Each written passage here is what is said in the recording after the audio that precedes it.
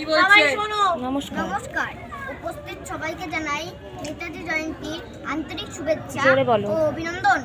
আজ 23 জানুয়ারি, আজকের দিনেই ভারতের স্বাধীনতা সংগ্রামের কিংবদন্তি নেতা নেতাজি সুভাষচন্দ্র বসু জন্মগ্রহণ করেছিলেন। নেতাজি ব্রিটিশ শাসকদের বিরুদ্ধে হুঙ্কার দিয়ে বলেছিলেন, আমি তোমাদের কাছ থেকে স্বাধীনতা চাইব না, স্বাধীনতা ছিনিয়ে নেব। 1897 সালের 23 জানুয়ারি ওড়িশার কটক শহরে নেতাজি জন্মগ্রহণ করেছিলেন।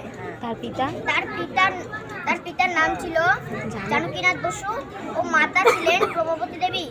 ছোটবেলা থেকেই খুবই মেধাবী ছাত্র ছিলেন সুভাষ।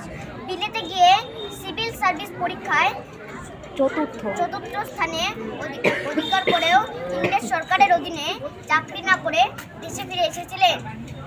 নেতাজি বলেছিলেন, ভারত ডাকছে, রক্ত ডাক দিয়েছে রক্তকে, ওঠো, দাঁড়াও, আমাদের আর নষ্ট করার মতন সময় নেই, তোমরা আমাকে রক্ত দাও, আমি তোমাদের স্বাধীনতা দেব। জয় হিন্দ। জয় হিন্দ। দিল্লি চলো, দিল্লি চলোর মতন বিখ্যাত বিখ্যাত স্লোগানগুলি তার কাছ থেকে পাওয়া। তিনি প্রত্যেকের ভারতবাসীর হৃদয়ে চিরস্মরণীয় হয়ে থাকবেন। ধন্যবাদ। জয় হিন্দ।